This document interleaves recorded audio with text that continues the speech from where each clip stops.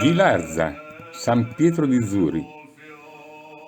Si rimane a bocca aperta vedendo l'imponenza e la completezza della chiesa e sapendo che originalmente non si trovava affatto dove è ora.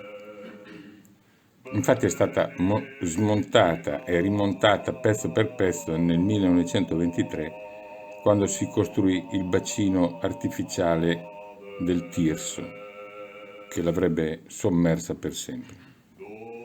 E ci si complimenta per questo immane sforzo e questo salvataggio che ci restituisce un monumento di grande bellezza e importanza, prima di tutto oggetto di grande amore da parte della popolazione locale.